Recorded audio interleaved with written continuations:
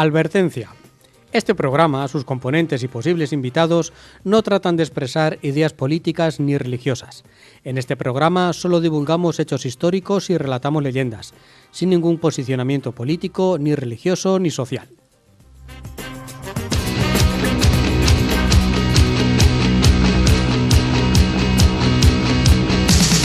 Hace mucho tiempo que se acabó, pero es que hay cosas... Hoy ha habido mensaje subliminal. De fondo. Mensaje subliminal. ¿Hay que contarlo o no hay que contarlo? ¿Es mensaje subliminal? Pues a ver, ¿qué pasa? Cada uno que se lo aplique. Claro. Es que si no los oyentes no se enteran. Otro día otro Bueno, pues concurso, a ver. después lo contamos. Vale. Luego va más adelante. Más despacio. Bienvenidos, esto es... No me cuentes historias. Austrias y con los Borbones perdimos nuestras posesiones. Y vamos con el programa número 20, hablando Ostras. de la Inquisición. Vamos a hablar con prudencia y devoción, hablaremos de la Inquisición. Con cuidado no meterse mucho porque la cosa se pone seria. Era gente... Poco proclive a debates así superfluos. Sí. A mí me ha afectado, o sea, me ha encontrado mi mujer, Sí. me ha dicho, ¿qué te pasa? Es que Aparte de lo normal. es Los que pelos de punta. Ah, es no, que- eso no. es que es fuerte. Sí. Bueno. Y don Joaquín, ¿usted nos trae? Pues mira, no iba a decir relacionado, no tiene nada que ver. Vamos a hablar del monasterio de Uclés. Ah, Nuestro periplo por nuestra zona más menos cercana de lugares así un poquito emblemáticos y sitios para visitar con historia, pues qué mejor que el monasterio de Uclés, que lo tenemos aquí a media hora. Sí, con varios hechos históricos. Ya nos con muchas contó cositas. Magíster la batalla de Uclés con los franceses, ahí Hay me otra acuerdo. batalla de Uclés que saldrá a relucir, si me acuerdo. donde murió el hijo de Alfonso VI, Sexto, exactamente, sí. Ahí está. contemporáneo del Cid. Ahí Sí, está. sí. Bueno, yo os propondré 3 temas, como siempre. Tenemos por ahí pendientes ese de los nombres por error, que va coleando, y ya lo voy a quitar, creo que si no me lo cogéis hoy.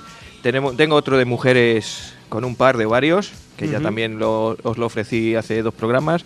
Y tengo uno muy curioso, muy bonito, que es cómo suena, para qué se utiliza el adjetivo español en Ah, es otros verdad. idiomas. Que es una cosa... El adjetivo español. Sí, español o española. Es decir, por ejemplo, hace poco habló también Joaquín de la fiebre, o sea, de la gripe la gripe. española. Y entonces... Es que como Tiene tenemos un déjà vu. tantos déjà vus. Tiene un déjà vu. Esto que- de los gordos. Espera que pongo música y lo cuento, que ya no aguanto más. Seremos de nuevo.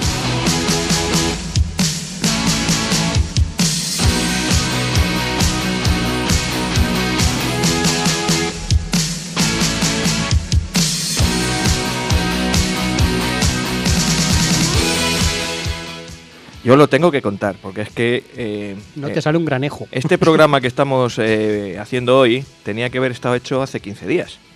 Pero es que ocurrió una cosa curiosísima. Empezamos a decir, mira, quito la música y todo para que suene esto con seriedad.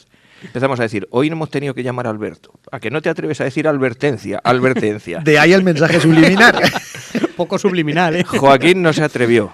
Y cuando llevábamos 40 minutos de programa, Pensé que era coña, ¿no? En serio. el programa de grabación se fue a la porra, con lo cual hoy estamos repitiéndonos lo mismo que dijimos hace 15 días que la gente no pudo escuchar. Así que hoy... De ahí también lo del déjà vu, porque es que no sabemos si hemos hablado, si no hemos hablado. Si yo esto me suena, Claro. Si Rafa ya ha hablado de esto, claro. Pues lo que vais a ver hoy es una cosa que nosotros ya habíamos vivido antes, por eso lo de déjà vu. En cualquier caso, no he puesto música para explicarlo, pero ahora sí que voy a poner La Perla Negra. Empezamos ya directamente. Directamente. Sin más, no hemos dicho ni teléfono ni cosas de esas, ya los diremos. Ya lo En diremos la más adelante. siguiente ronda.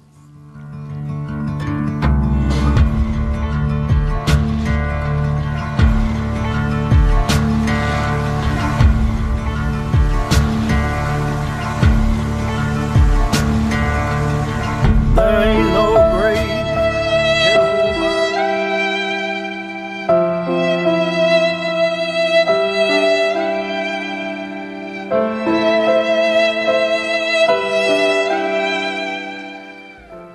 ¿Hasta dónde es capaz de llegar el ser humano para humillar, para maltratar física y moralmente, para asesinar? ¿Somos conscientes de que nuestros miedos, envidias y ansias de poder nos llevan a transformarnos en seres sin razón? No son pocos los episodios oscuros que ocupan nuestra historia y son muchos los que han sido atropellados por ellos. Hoy hablaremos de uno de esos episodios. Hoy hablaremos de la Inquisición.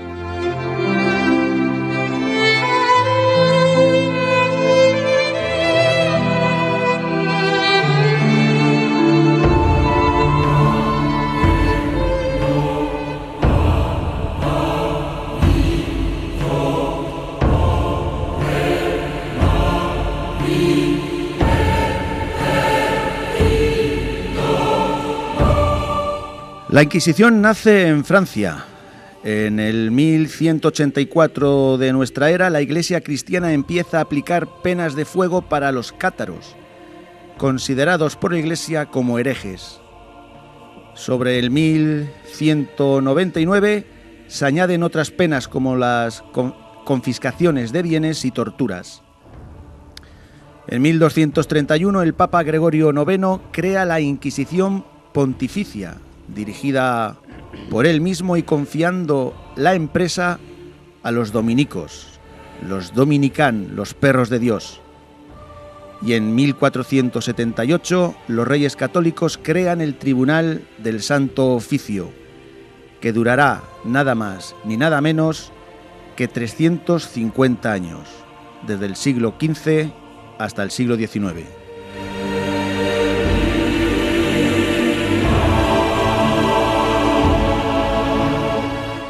Hemos visto que en Francia y en el norte de Italia la Inquisición se creó contra los cátaros, contra los llamados hombres buenos. Pero ¿y en España?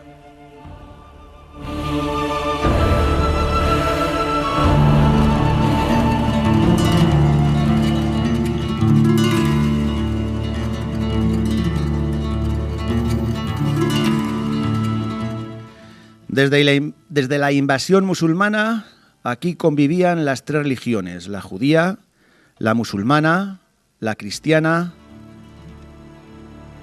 una convivencia relativamente pacífica que no exenta de incidentes.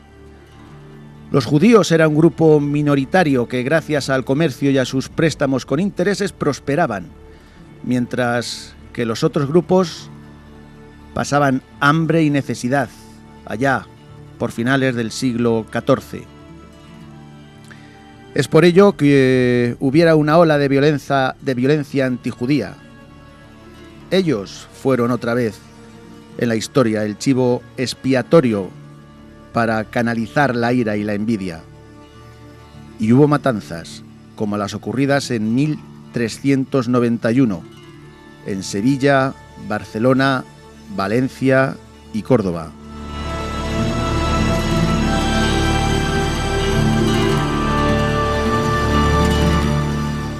Los judíos, para escapar de la muerte, lo que hacen es convertirse al cristianismo, o es lo que quieren hacer de ver. Los nuevos cristianos, como eran llamados, hacían vida de cristianos, asistiendo a los actos y cumpliendo a ojos de los demás con los ritos cristianos.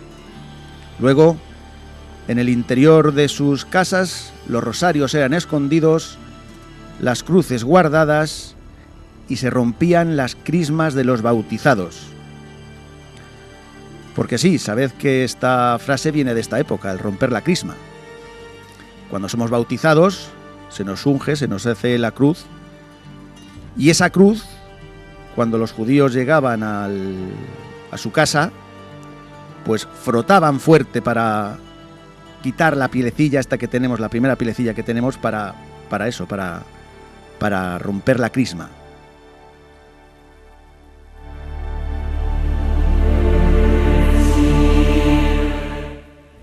Los cristianos de toda la vida intuyen que la gran mayoría de las conversiones son falsas. Y es por ello que los reyes católicos crean el Tribunal del Santo Oficio, para destapar y acabar con estos falsos cristianos.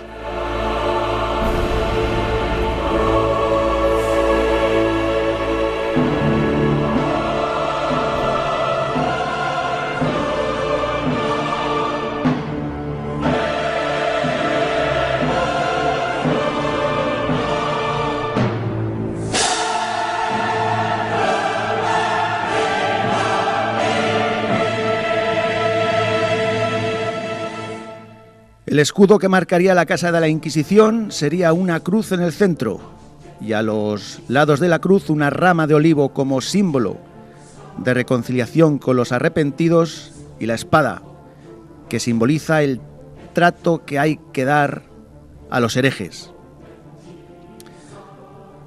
Rodearía el escudo y la leyenda: Exurge Domine et judica causam tuam.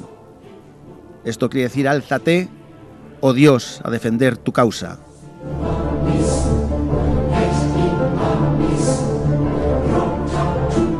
El primer auto de fe en España ocurriría en 1481 en Sevilla, donde se torturarían, se quemarían y se le confiscarían los bienes, los cuales se los quedaría la Iglesia, a 6 personas, según las normas de 1184 y 1199 descritas antes contra los cátaros.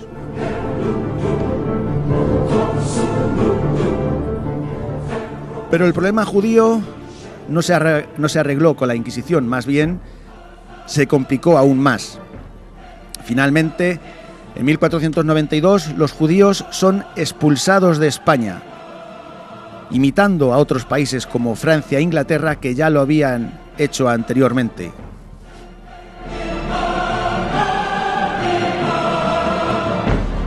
A los judíos se les da la opción de quien no quisiera abandonar España se pudiera quedar, pero convertidos al cristianismo.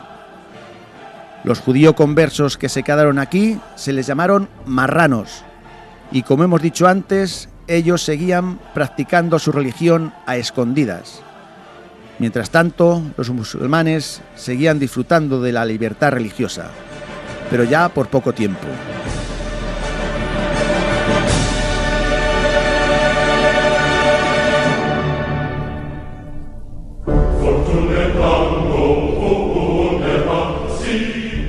Hasta el 1500 había un periodo de gracia donde con un pago en metálico todo quedaba resuelto.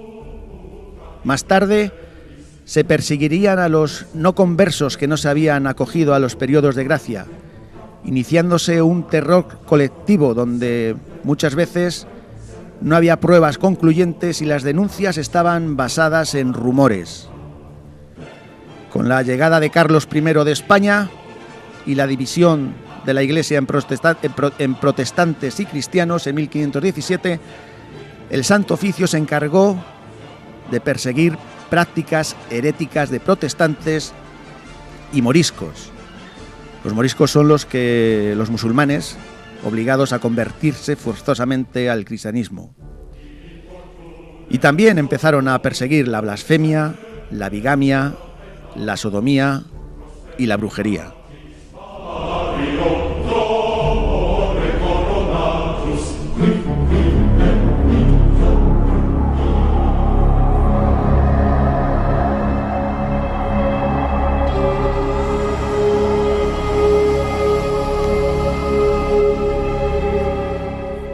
¿Y cuál era el camino desde que se era denunciado hasta que se llegaba a ese auto de fe? El proceso judicial basado en el principio del secreto explica el temor de la sociedad hacia el Santo Oficio. Cada pueblo, villa o ciudad era visitado anualmente por un inquisidor que publicaba el edicto de fe e imponía a todo cristiano la obligación de denunciar cualquier práctica herética que ponía en ese edicto. Así, cualquiera se convertía en espía y delator, muchas veces movido por la envidia o rencor.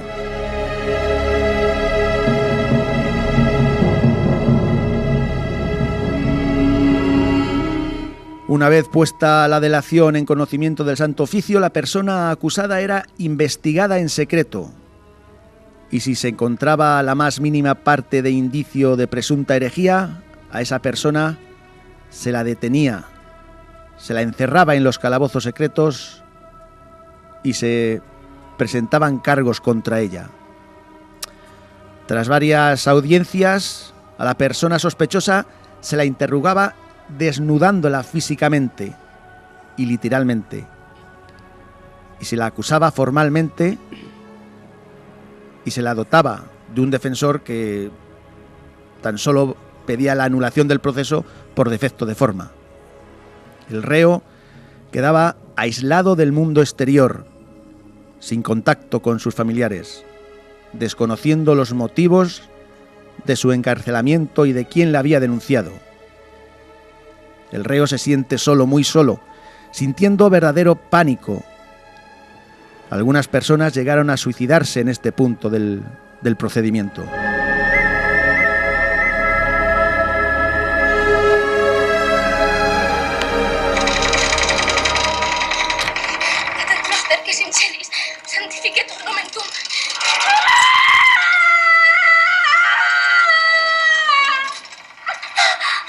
¿Qué fin robasteis los documentos? No lo robé. Soy inocente, lo juro. Lo juro. No. La confesión es el objetivo del procedimiento y para ello se utilizan 3 métodos para hacer cantar al reo. El potro, en donde se te estiraba hasta pues casi rompete, te hacían, vamos, hasta desmembrar los brazos de tanto estirar. Las articulaciones que sufran. La garrocha, en donde se te ataban las manos a la espalda y se te izaba hasta una determinada altura, luego dejándote caer y antes de llegar al suelo te frenaban violentamente. Y como no sé si recordaréis, la tortura del agua o toca, donde se te hacía tragar un trapo hasta la garganta y poco a poco iban empapando este trapo. La sensación de ahogo era bastante Potente. Sí, potente. Bastante fuerte.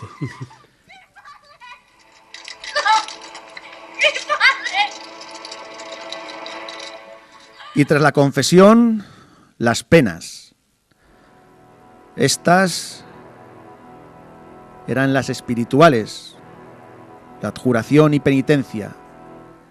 Las económicas, las más habituales, la confiscación de bienes o multas muy elevadas que te llevaban a la ruina. Las corporales, estas iban desde los azotes hasta la mismísima muerte. Pero antes de asesinar al reo, la representación de la condena, la burla, el dejar a la persona con su orgullo y el de toda su familia por los suelos, era común. Esto se llamaba auto de fe, que ponía sobre la mesa todo el circo de la iglesia y no menos que el gusto macabro de las masas.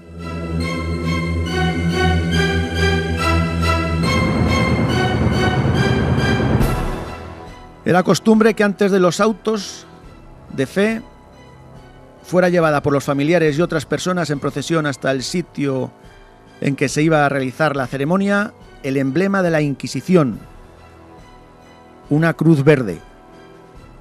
Esta se colocaba en el estrado y en el cadalso. Había luego otra procesión de devolución de la cruz verde a su iglesia de origen. Este ritual pertenece a la parafernalia que rodeaba los actos de fe, que congregaban al pueblo en lugares públicos y que, en última instancia, pretendían impresionar y asustar como estrategia de control.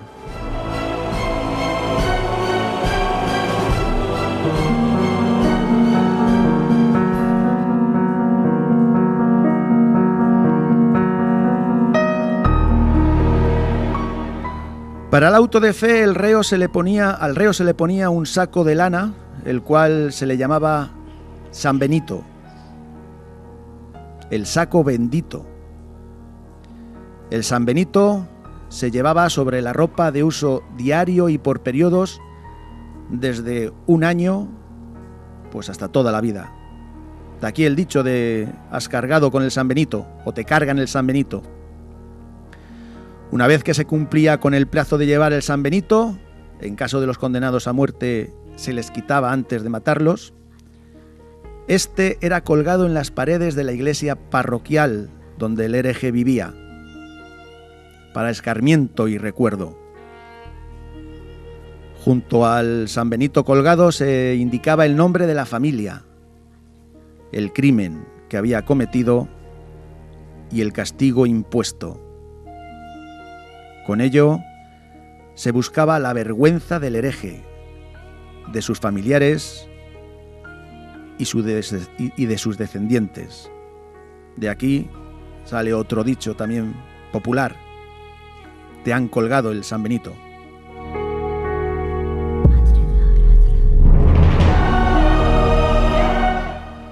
El San Benito podía ser de 6 formas.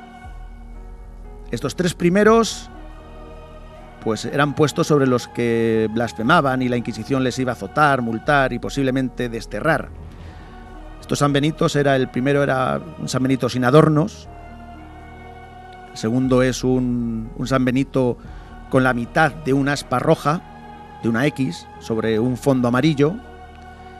Y el tercero es con el aspa completa sobre el fondo amarillo. También a los blasfemos y a los bígamos, a esta gente que les ponía este tipo de San Benito, también se les podía emplumar. Esto era, pues les montaban en un burro con el torso desnudo, les echaban miel y les ponían plumas.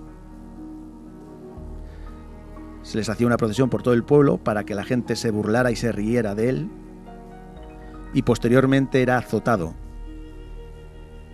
También algunos eran puestos en la picota. Acordaos el dicho este de te han colgado poner en la picota. Poner en la picota. A continuación, estos San Benitos, estos 3 restantes, son los más tenebrosos. Estos venían con el capirote. Estos, cuando veías estos 3 San Benitos, pues o ibas a ir a las galeras o te iban a matar. El cuarto San Benito, con el aspa sobre el aspa entero y el fondo amarillo con el capirote, este posiblemente fueras a galeras o a la cárcel en perpetuidad.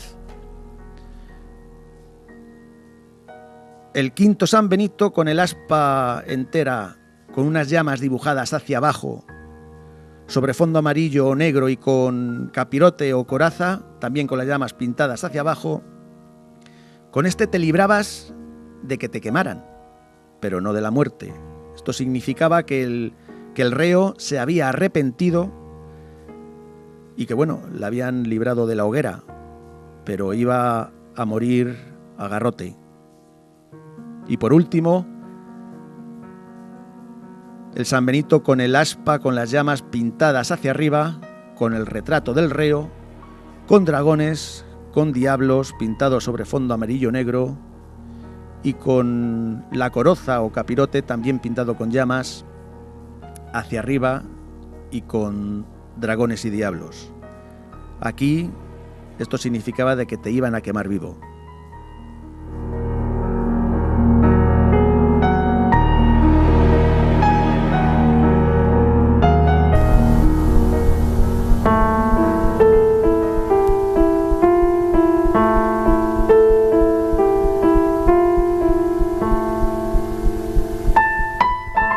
Los reos muertos en las cárceles de la Inquisición por tortura o suicidio no eran entregados a las familias. A las familias no se les decía nada, eran enterrados a escondidas. Las familias se enteraban el día del auto de fe, cuando eran desenterrados los reos, estuvieran como estuviesen, montados en un burro y acompañados del pelele, este muñeco que manteamos ahora en Semana Santa y quemamos en algunas celebraciones también de Semana Santa.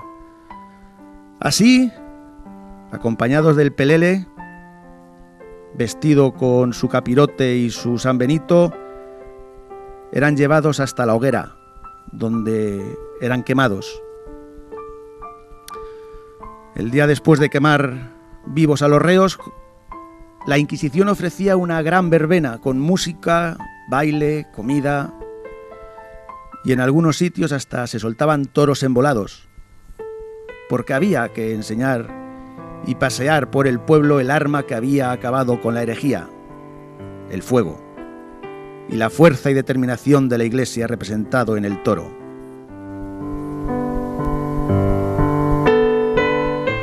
Con todo, la Inquisición española no asesinó a miles de millares. Mientras en Europa y Alemania se asesinó a 75.000 brujas, en España fueron 59 las brujas ajusticiadas y unos 4.000 asesinados por otras causas. La Inquisición nos ha dejado una época negra, muy negra, donde por envidias y anhelos de poder, de riqueza o simplemente por ignorancia o por miedo, muchas personas fueron tratadas injustamente, expuestas a la burla, al dolor y a la muerte. No hay Dios ni religión que nos diga que nos debamos matar los unos a los otros. La imposición de creernos con la razón nos hace al ser humano no ser humano. Ojalá que la historia sea estudiada para no cometer los mismos errores.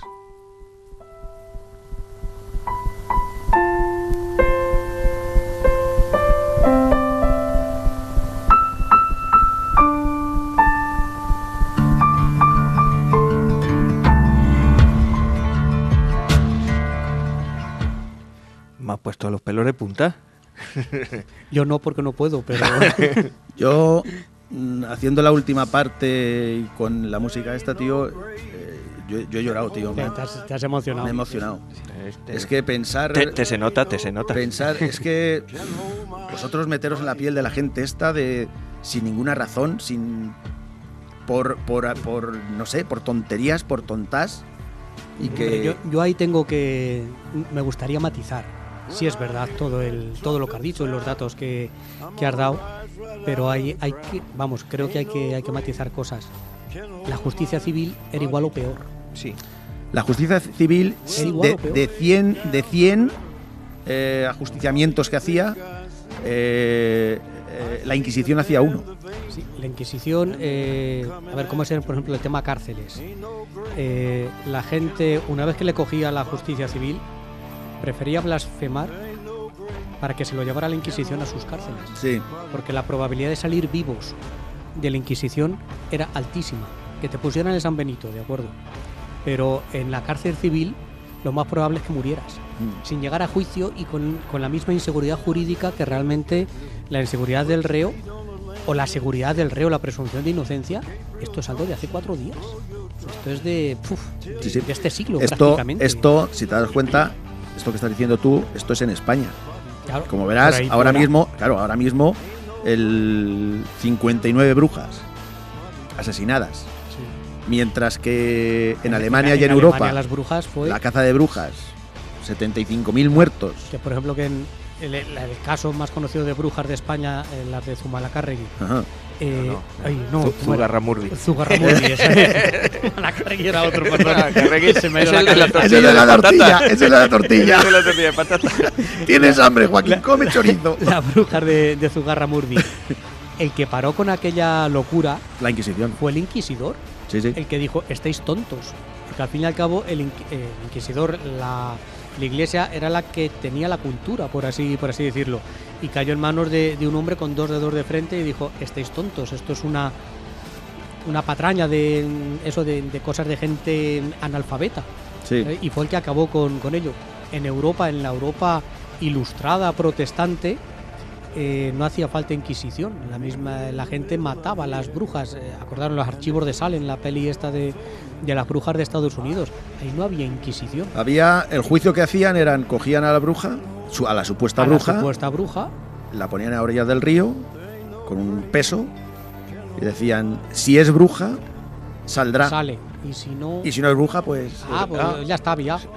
Así se demuestra que es inocente. Claro, entonces, para que veamos que ese matiz, la Inquisición mala, yo lo veo lo peor de la Inquisición, la autocensura ideológica que supone, la autocensura de libertad de pensamiento que supone, que tampoco es privativo solamente de España, porque a Miguel Servet, el que descubrió la circulación de la sangre, lo quemaron los calvinistas en Ginebra, lo quemaron vivo. Personajes famosos hay un... ¿Sabes? Que no solamente se ejerció esa presión aquí en España. Y es por matizar, porque es muy fácil si haces bien matizar, cogerlo de porque lo que hemos abanderado hablado, de la leyenda negra, ¿sabes? sí, no, lo que hicieron los protestantes y los alemanes y toda la gente esta fue agrandar la leyenda negra sobre esto, pero no fue como ellos querían que fuera tan malo para aquí, para España.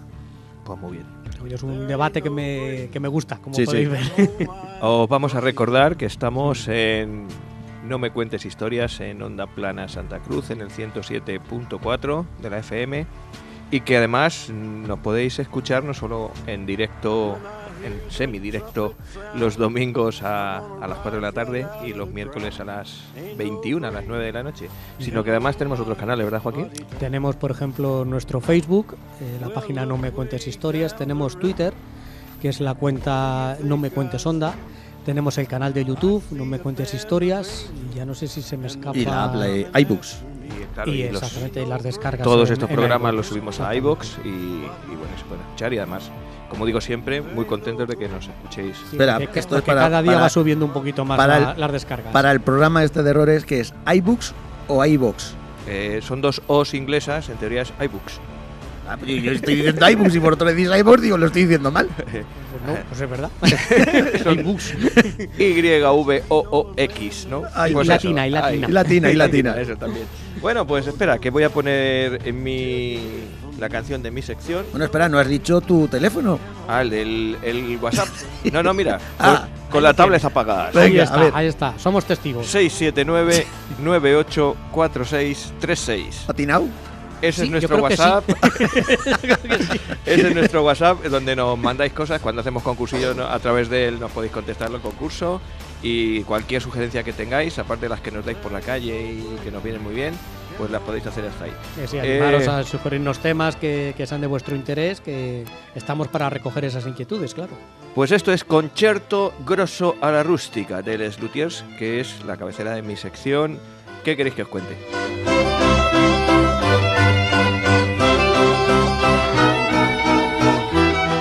Y ahora que os pillo con el botellín, ¿qué queréis que os cuente? Espérate que estoy cogiendo el queso. Exactamente, pues venga. Ahora va para poco Pacheco, entonces su voto va a ser... Aprovecha a votar ya antes de que te lo Ahora comas. me decís otra cosa, que el otro día, que ya lo teníamos grabado, y hoy... Yo es que me quedé con las ganas porque... ¿Cuál habíamos dicho? Lo de España. Ah, lo de los españoles. el por apellido mundo. Sí, español. Además que muy bien hablado, poco nada, Sí. porque Damos fe de que le quedó muy bien. Sí, Vamos a ver ahora. muy bien pronunciado, muy bien todo. Queridos oyentes, el programa que no se grabó, yo no daba pie con bola porque no tengo idea de idiomas y estos estuvieron riendo de mí, por eso pie con bola apagué no. el ordenador. Muy bien. El eslovaco muy bien pronunciado. Muy bien. Con acento Bueno, y todo. pues vamos a por ello, que os cuento.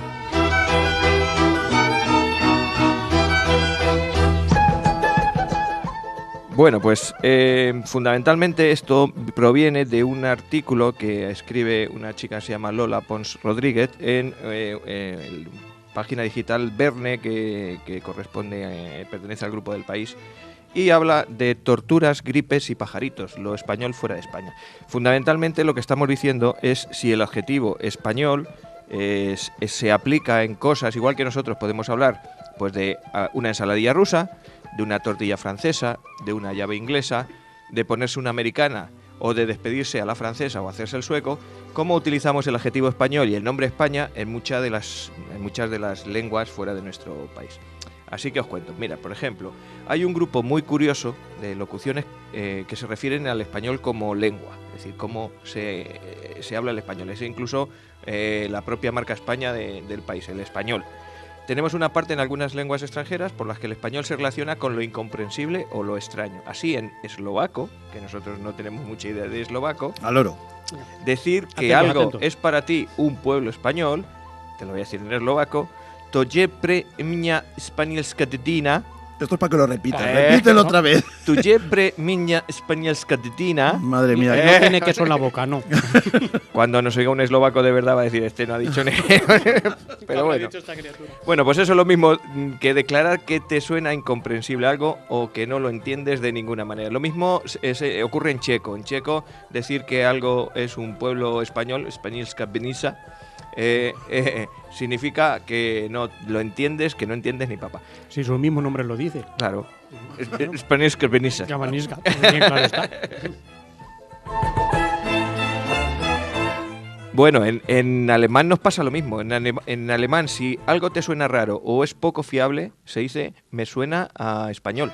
Me suena a español. Das kommt mit Spanish vor. En alemán. Es decir, esto me suena a español. Está hecho. Y eso es ¿Cómo que se nota que es el Magister? Es de la Baja Sajonia el acento. Exactamente, pero del más filete bien. de Sajonia. Y en francés tampoco salimos muy bien parados, porque los franceses dicen que hablar como una vaca española, que es, a ver tú, francés, que tú que sí sabes, parler comme une vache espagnole. Très bien. Très bien, Oui. je parle français très bien. Oui. Yo soy de Soleil. Bueno, pues eso, pues eso, hablar como una vaca española es que hablas francés pero muy mal.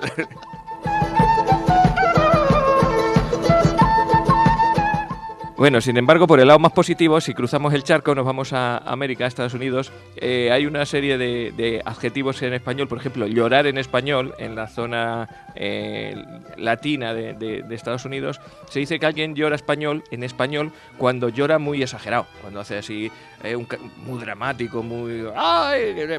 Pues esto viene sobre todo, ¿sabes de qué? De los culebrones. Cuando los culebrones venezolanos, colombianos, brasileños se llora, pues lo hacen muy dramáticamente. Entonces, llorar en español, en inglés, Jorge Alfredo. es llorar muy exageradamente. Y también hablar en español se atribuye también a las capacidades de seducción irresistibles asociadas al estereotipo del Latin lover. El Don Juan. El Don Juan, pues eso de cuando un Don Juan se te acerca y te camela y todo eso, pues es hablar en español. Esto ya digo que la zona de Miami, la zona de sur de Estados Unidos. También hay... Yo tuve invitada a 3 mexicanas y les pregunté, ¿qué tal España? Y esto dice, bien, bien. Digo, ¿los españoles? Dice, bien, bien. Dice, lo que pasa es que voceáis mucho y os cagáis en todo. Habláis muy mal. Eso depende cómo tenga uno el tránsito y de los yogures que se coman, como Coronado. Bueno, pues sigo. Voy con un poquito de prisa porque luego se nos hacen los programas eternos y la gente a lo mejor no le gustan los programas tan largos. Pero bueno, vamos con los adjetivos inmerecidos. De estos tenemos unos cuantos. Es decir, que hay un segundo grupo que apunta a hechos y cosas que se acompañan con el adjetivo español y la mayoría de ellos son negativos y en buena medida pues inmerecidos, como lo que hablábamos el otro día de la gripe española. De la gripe española, ¿verdad? Se dice en media Europa o en toda Europa gripe española a la gripe que hubo durante la Primera Guerra Mundial y que, bueno, explicó muy bien Joaquín, y que realmente ni salió de España, ni España fue la única que tuvo la gripe ni la que la propagó, sino que en España había libertad de medios, no había censura porque no estábamos metidos en la guerra, como dijo Joaquín, y entonces pues las noticias de aquí corrían más deprisa que en otros países. Y hubo creo que es un periodista inglés que dijo que bueno, pues le aplicó fue. Spanish flu, que además en eslovaco Spanielska gripa y en portugués gripe española. Ahí te has equivocado. ¿Sí? Falta un acento. Y en alemán Spanish gripa. Anda, para que veas. Bueno, pues a esta fea contribución de uno de ellos, por cierto, uno de los que murió fue el famoso pintor Gustav Klimt. Fue uno de los que se llevó la gripe por delante. A los 40 millones de personas, ¿eh? No hablamos no ni fue uno moco ni de dos, pavo, ¿no? Bueno, pues otro concepto negativo, por ejemplo, que se le aplica el adjetivo español en Francia, es decir que algo se parece a un albergue español. Un albergue español, l'auberge español, es calificarlo de desorganizado. Y esto es porque hay una película francesa, una película de Cédric Clapinch, una película de 2002, que habla sobre un piso de estudiantes de estos un poco caóticos, y entonces que pasan en Barcelona la beca Erasmus, Por cierto, quieres mandar tú a tu hija por ahí, ya sabes. Calla. Se le pone el No me pelo. hables de Erasmus. Y que bueno, la traducción en española fue Una casa de locos, pero la película es Un albergue español, de ahí viene la expresión. Entonces, esa es reciente. Esa es, sí, te hablo Esa de sí. 2002. Está calentita, Pero se calentita. utiliza. Vamos con lo que acabamos de hablar antes. Hay muchas palabras que se aplican a la leyenda negra española de la Inquisición. Históricamente, los tópicos sobre la Inquisición van pululando y hay, por ejemplo, elementos de tortura. Uno de ellos puede ser la bota, que era un suplicio de que se basaba en meter el pie en un calzado muy alto que iba apretando progresivamente los huesos para que el reo hablase, y a esto en eslovaco se le llamaba bota española, Spanielska o cisma. Cisma, español. Los eslovacos nos tienen tirria. Nos tienen tirria, sí, porque nosotros tampoco entendemos mucho el eslovaco. Así que, bueno, también en inglés se dice Spanish tickler, al cosquilleo español, que es la traducción literal, a otro instrumento de tortura que consistía, pues os podéis imaginar cómo se hace cosquillas a alguien en la Inquisición. Con un serrucho o cosas así. Bueno, hay algún ejemplo más divertido, que corresponde a una frase que dice: nadie espera a la Inquisición española, que se utiliza en inglés. Y esto significa cuando se alude a que no esperas que aparezca tu jefe o tu superior o así de buenas a primeras. Dice, bueno, estamos aquí de medio fiesta, y en inglés se diría, bueno, no pasa nada, nadie espera la Inquisición española. Y eso es que no esperas que haya movida. Así que esas son unas de las poquitas que tenemos o de las muchas que tenemos que hacen referencia a la Inquisición, que hay algunas más. Luego tenemos también inventos. Por ejemplo, se habla del jinete español cuando en las antiguas batallas se ponía en una cuesta que daba una de acceso a un castillo, por ejemplo, se ponían clavos y piedras de punta para que los caballos no pudiesen subir, se hiciesen daño al subir, y entonces a eso se le llamaba el jinete español. Y realmente... ¿Pero qué se llamaba el jinete? ¿Cuál era? El suelo. El suelo, el suelo con piedras El de suelo punta, con ¿no? piedras. Además, casi siempre corresponde a una zona escarpada. Hay incluso murallas en la época prerromana y celta que ya lo utilizaban. ¿Y es donde se dice eso? En Alemania, que se dice Spanischer Reiter, y en eslovaco, que se dice Spanielski Jadek. Ojo los eslovacos, Tengo que mirar a ver qué hicimos Pero- por allí. Para que veáis la cosa, nosotros en España a eso lo hemos llamado siempre un caballo de Frisia. Una Frisia es una zona que está en los Países Bajos. Holanda. Entonces, cuando nosotros en España decimos hay un caballo de Frisia aquí, es que hay una zona escarpada que tiene clavos para que los caballos no puedan pasar. Vamos, eso lo decimos poco, yo no he escuchado eso. No es una cosa conocida, pero seguramente que si vas a algún castillo donde todavía haya reciente un suelo de esos, o no reciente, sino que esté cuidado, que haya permanecido, pues te hablarán de un caballo de Frisia. ¿Qué es eso? Pues en otros idiomas pues sería un jinete español.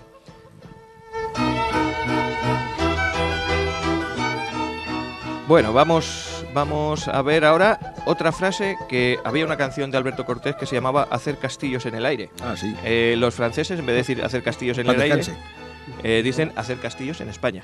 ¿Ah, sí? Hacer castillos en España viene a ser lo que nosotros decimos hacer castillos en el Que somos un poco Quijote. fantasear, pensar que vas a hacer cosas que luego se antojan pelín imposibles o impensables. Pero las hacemos. Sí, para eso somos. Porque somos Quijote. Claro. Al final. Bueno, pues y ya con lo más pintoresco, y ya voy a ir terminando, tenemos, por ejemplo, en alemán se dice Spanish Fliege a o mosca española a un tipo de insecto que aquí no existe, pero le dicen mosca española. También se dice... ¿Sería la mosca cojonera? Puede ser, pero aquí no tenemos, o sea que... La mosca de allí no. Aquí hay muchas, pero no son...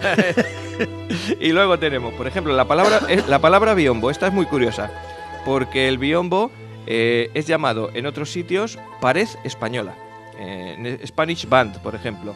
Y en eslovaco, por ejemplo, Spanielska Stena. Resulta que seguramente los biombos, que todos conocéis, las 3 paredecitas de papel que se ponen, pues la palabra en sí viene del portugués. Es una palabra portuguesa. Y al mismo tiempo los portugueses la cogieron de los japoneses. ¿Qué pasa? Que nuestro galeón de Manila era el que traía todas estas cosas a través del mar hasta las costas portuguesas y hasta las costas españolas. Entonces la pared japonesa esa que se ponía para separar dos cosas era el biombo portugués, que cuando pasaba a España seguía siendo el biombo, pero que desde España pasó a otros sitios y era una pared española. Así que nada, pues otra cosa más que nos hemos apuntado y que Bueno, pues, eso no es malo. no, No, eso ya, no. En estas cosas no hay nada malo. También, por ejemplo, en muchos sitios se dice que el aceite español y cuando no es español es andaluz a lo mejor, o incluso algunas veces italiano. O cuando se habla de la pimienta española, O sea, andaluz es español. sí, bueno, pero no en general, no hay aceite en Galicia, por ejemplo. Pero bueno, y muchas veces se habla del aceite italiano, tienes aceite italiano y lo llamas como aceite español, que tampoco está mal, pero lo que sería interesante es que todo el aceite fuese español, no italiano. El pimentón, por ejemplo, se habla de Spanish paprika y el pimentón no es todo español. Cualquier tipo de pimentón en otros sitios se le dice pimienta española. Y en italiano se llama española a una receta de helado con guindas que en España no consumimos, no la he visto en ningún sitio.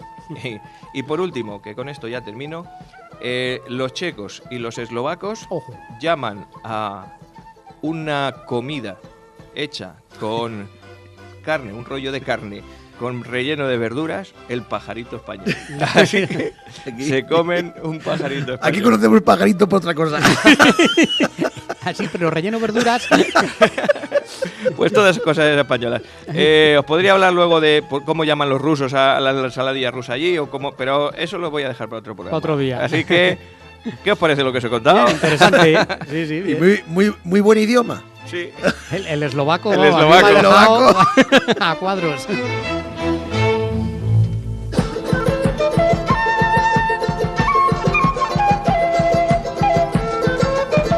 Esto se pronuncia mejor casi siempre, pues eso, con un traguillo de cerveza Ahí está. o con un, De las que tenemos aquí, un ¿no? cachejo de lomo, así como tenéis vosotros en la boca. Ahora que os voy a pillar desprevenido. Bueno, seguimos en No me cuentes historias. Onda Plana Santa Cruz 107.4. Los teléfonos de aquí, ¿no? Venga, vale, vamos a ver los teléfonos. El 925 14 30 19, que es el teléfono de la emisora. Y también el móvil de la emisora, el 618 762 924. Estos valen para que llaméis a otros programas. Exactamente. A nosotros nos tenéis que llamar al... 679-984636. Ahí está. ¿Eh? Se la aprendió. Un Ya, día, no- un ya- día voy a llamar a ver. ya nos...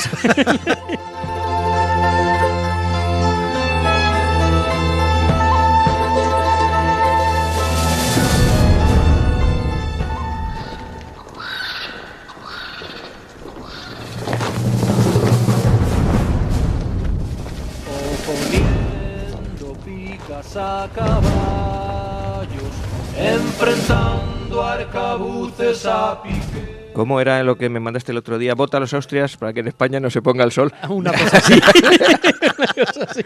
Partido independiente. Ahora que es que estábamos con los tercios aquí, me he acordado. Digo, esto lo tengo que enviar, ¿no? Me estaba reconcomiendo. Eso sería democrático si votara un Austria ahora. Pero sobre todo para quitar un Borbón, por ejemplo. Ya de paso. Estamos en... Hoy nos acordamos de... Pues mira, hoy nos vamos a acordar, dentro del periplo que vamos haciendo así de vez en cuando, por los lugares cercanos, para invitaros a dar una vuelta y a conocerlos. Aquí en nuestras cercanías hemos visitado Segóbriga, hemos Escucha, ya, visitado... prepara ruta que ya yo estoy libre para ir Tú de ya ruta. estás, que estoy yo un poquito bajo de forma. Ahora pero mejorabas, que ahora. sí, eso tranquilamente en 15 días estoy ya para allá. Ah, vale, vale. Si te vale de algo, yo esta mañana he estado en Montrueque, con la bici. Ah, con la Eso bici. sí, me he pasado la cueva a los murciélagos, he estado echando fotos a los murciélagos. Cuando quieras te bajo. Ah, vale. ¿Vale? Subió en el sillín. O que venga andando, si lo que le gusta es andar. Así salimos antes y ya está. Pues eso, dentro del recorrido que vamos haciendo, o sea, hemos estado en Recópolis, hemos ido al monasterio del Paular, donde hemos ido también a Segóbriga. Pues aquí al ladito se nos quedaba un sitio que a mí me gusta mucho, le tengo un especial cariño, que es el monasterio de Uclés. Monasterio de Uclés, que lo tenemos aquí pues, a media hora por la carretera de Valencia, te desvías dirección Tribaldos, y eso, y en media hora más o menos desde Santa Cruz ya se empieza a ver desde la carretera las torres que lo identifican.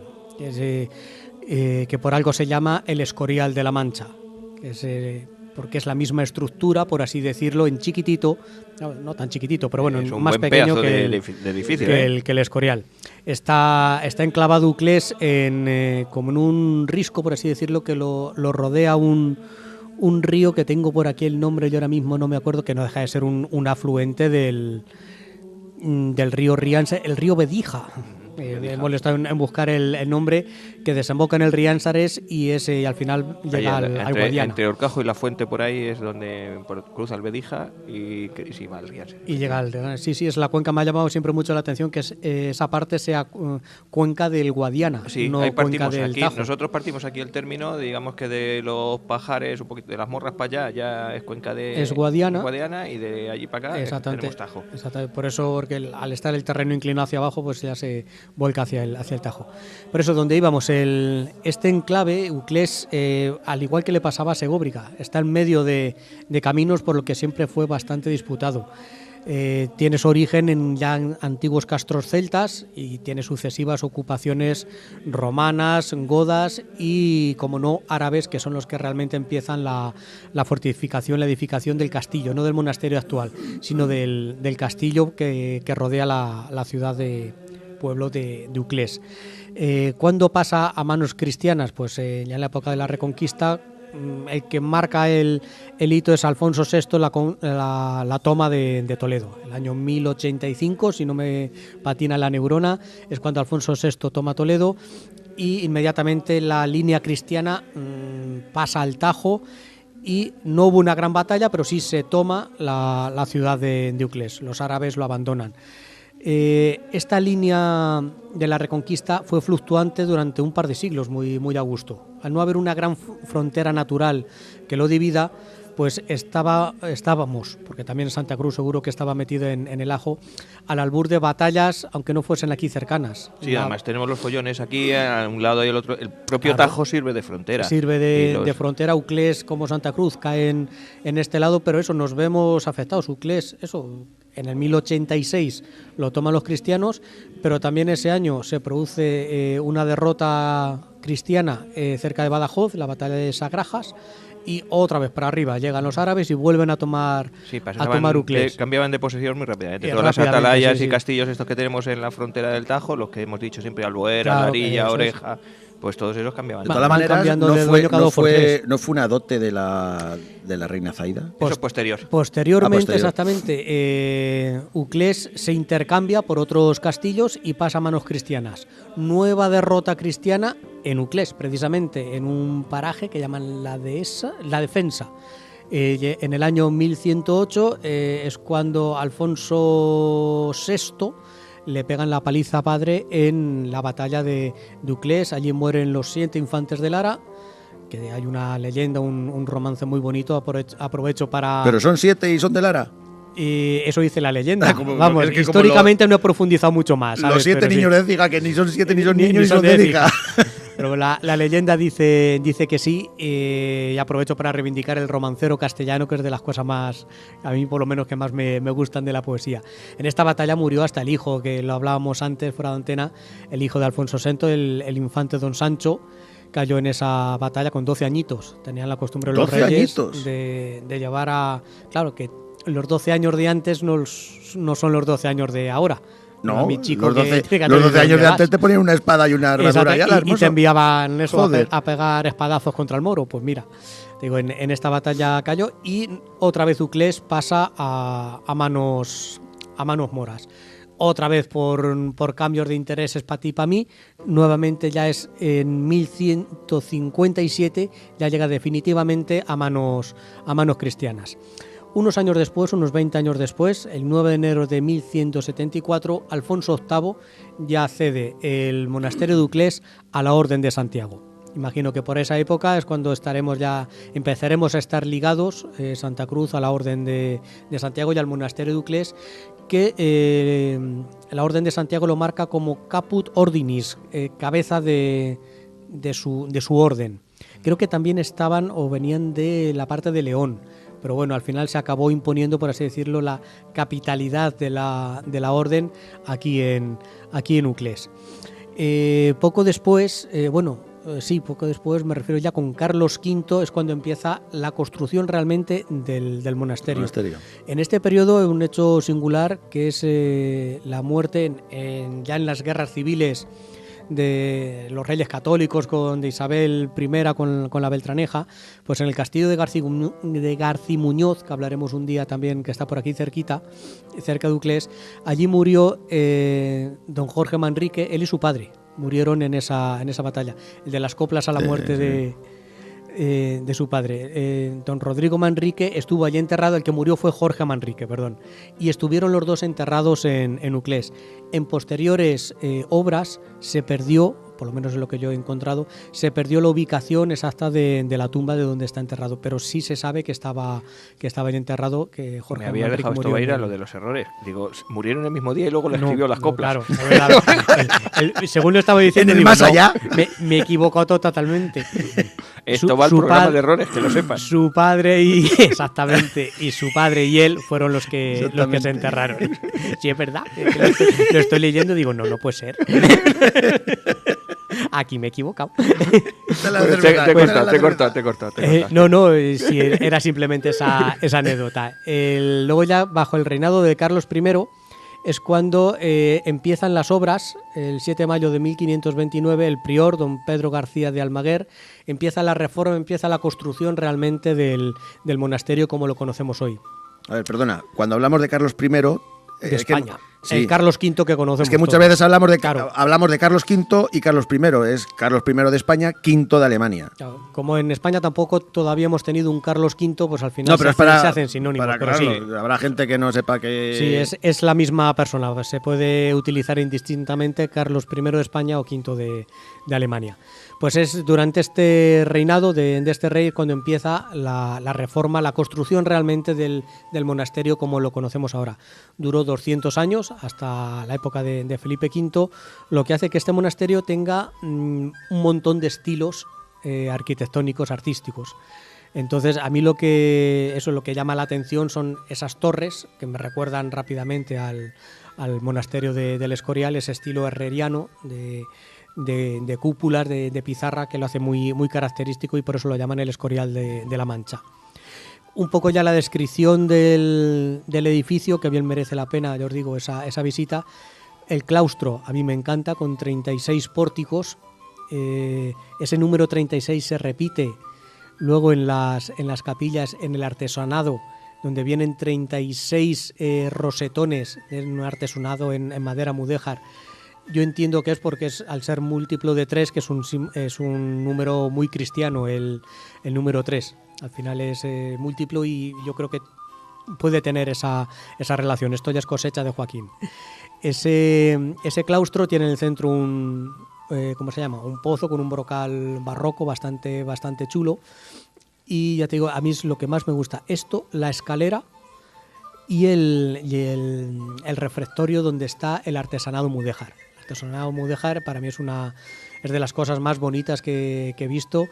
Tiene 36, ya os digo, rosetones, cada uno con un representante de la orden, de un caballero de la Orden de Santiago, salvo el del centro, que es para Carlos I, y uno muy característico que es para don Álvaro de Luna, que no sale como tal el condestable de Castilla Álvaro de Luna, sino que sale la muerte. Y viene en latín, viene una inscripción que traducida al castellano es: vosotros los que os tenéis en algo, deteneos ahora un poco, os ruego, y considerad mis palabras, no perdono a nadie. Es un aviso bastante claro, por eso pone la muerte para dar un toque de humildad. Por eso es en la figura de don Álvaro de Luna, que dice que le perdió su ambición, su soberbia. Al final es esa llamada a la muerte que siempre que viene ya de las danzas de la Edad Media, de que la muerte nos iguala a todos, seas grande, seas rico. Exactamente, y no perdono a nadie, seas caballero de la Orden de Santiago o de lo que seas.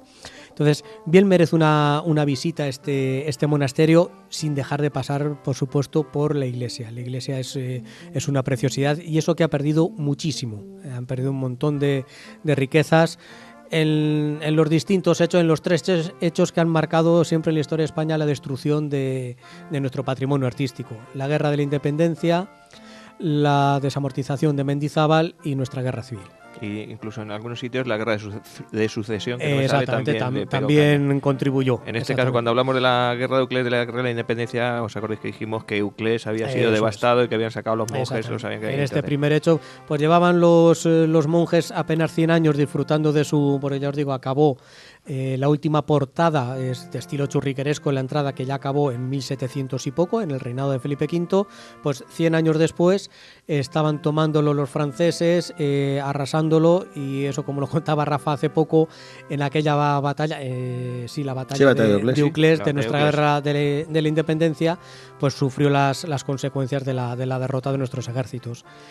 Posteriormente, años después, en 1830 y tantos, la desamortización de Mendizábal, que recordamos que es la expropiación de los bienes de la Iglesia, que supuso el abandono de forma masiva de monasterios, iglesias, abadías y demás, que produjo el abandono y pérdida por destrucción de muchos de estos edificios. Acordaos que hablábamos de Santa María del Paular, sí, que le pasó exactamente lo mismo. Este monasterio tuvo la suerte de que la diócesis de Cuenca, el obispado, lo recuperó a finales del 19, y bueno, le fue dando uso, metió allí a los monjes agustinos, estuvieron los jesuitas también, que con los jesuitas los hombres los echamos y los traemos, los echamos y los traemos, pues les iban dando ubicación. Eran, ya os digo, los agustinos cuando llegó la guerra civil, y otra vez pues la guerra civil se llevó por delante la vida de los frailes.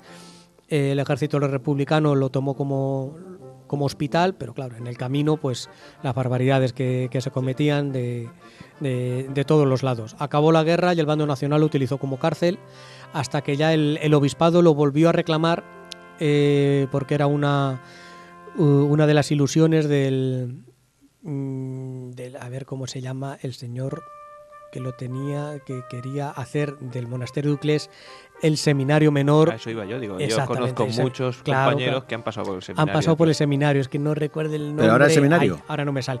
Don Inocencio Rodríguez Díez fue el obispo de Cuenca que quería hacer del monasterio de Euclés un seminario menor de Cuenca, porque el seminario de Cuenca estaba abarrotado, estaba lleno, entonces era una forma de desahogar, por así decirlo, el seminario mayor, y este se hizo seminario menor.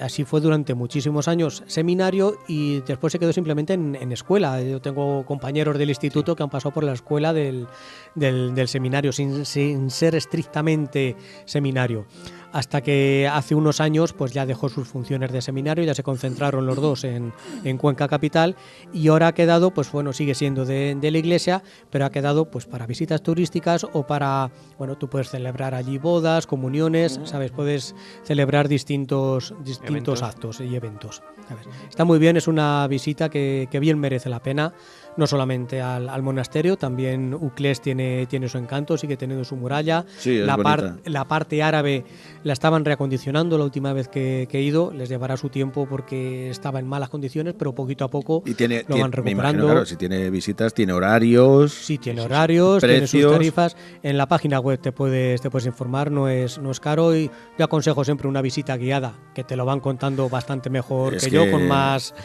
con más aluvión de datos, con arquitectos y es que si con llegas todo lujo de detalles. A un sitio y tú ves ahí 2 muros, 3 muros, estuve yo hace nada estuve en Sagunto y visitando el castillo, y si tú te imaginas, pues Aníbal por aquí corriendo tal y cual. Tú te puedes documentar. Pero no es lo mismo que te den aunque sea una audioguía.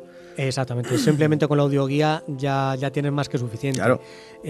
Yo siempre aconsejo documentarse un poquito más. En la página del monasterio pues te viene una pequeña introducción que te vale eso para contarte estos cuatro detalles, y bueno, ya la parte más artística ya sí es conveniente una guía de turismo. Y si no, que escuchen este programa, que ya les hemos contado unas cuantas Un cosas. poquito, algunas entre este programa y el tuyo, el que hicimos antes, el de la batalla de Euclés, yo creo que dejamos bastante completo esta zona y este sitio. Esta zona, exactamente, animándonos a hacer una visita por este territorio. Pues me lo apunto. Claro que sí.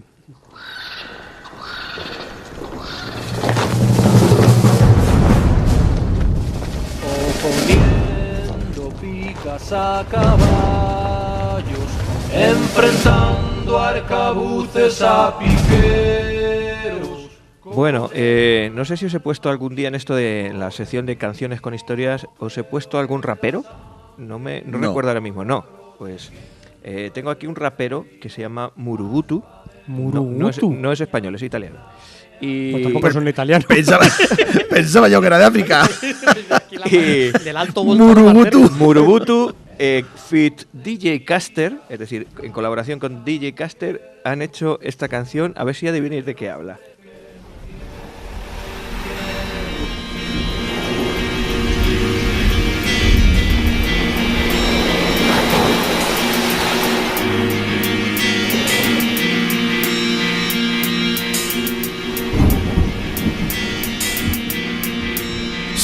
Sì. La spiaturca entrò la notte nel golfo fra le onde del porto. Abbevissato veleniere per non essere scorto su a bordo contro le navi nemiche sul posto, rimanendo nascosto. Poi riferì a sua maestà l'entità della flotta pronta allo scontro. La flotta della Santa Alleanza di Venezia e di Spagna, in nome della Santa Fede, truppe della Santa Sede. Y así, ¿no? Giovanni d'Austria che reggeva sull'acqua una croce d'oro la resse. Tú como no sabes si es italiano. Yo no soy italiano. La furia batte con un'altra bandiera, un'altra barriera, un'altra frontiera. Dal mare s'alza un'altra alba nere. ¿Qué, Joaquín? Lepanto. La batalla de Lepanto. La mayor gran La ocasión batalla. ¿Me ha dicho algo de Venecia? Sí, La Santa claro. Alianza. Mira, La fíjate Santa tú. Alianza, la Santa Alianza.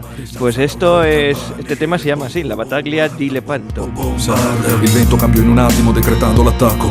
Il Cristo contro la sublime porta, l'imbocco del golfo di Patrasso. E flotta contro flotta con un attimo impatto, ma la forza d'urto. Se entiende bastante bien y ya casi nos sirve para... Tú que eres políglota de eso. Yo soy... yo Eslovaco, él es de lenguas de más allá de lenguas. Escucha, no me ha gustado nunca la política. Due coppe in rotte mosse da triti precisi. Il contrattacco ottomano non si fece aspettare. Arrivarono suonando. Que decía que podíamos ir contando qué vamos a hacer el programa que viene.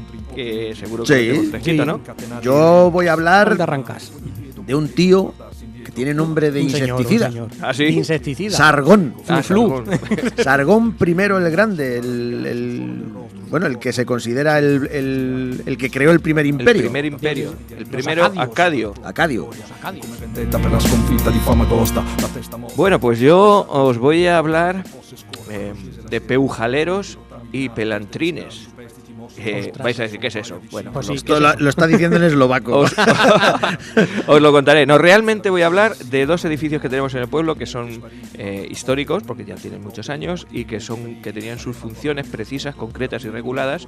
Y vamos a contar la historia y las funciones del pósito y de la tercia. Muy bien. Pues muy bien, muy bien, muy bien. Un equilibrio fra le potenze e contese tra gli tú? alleati della Lega. Y yo voy también a hablar de imperios. Voy a hablar de un aniversario que ahora hace 500 años, que es el desembarco de Cortés Ah, y los más y los menos que tuvo con Moctezuma. Ahí está. muy bien. Pues nos va a quedar, este programa nos ha quedado muy serio al principio, desparrame al medio y cultural Y bien, y al como final. Dios manda al final. Así que a ver si el próximo que hagamos con estos tres temas nos queda por lo menos igual de majo, ¿no? Así Que sí, que- vamos vas a ver. que sí. Bueno, voy a poner a Siniestro.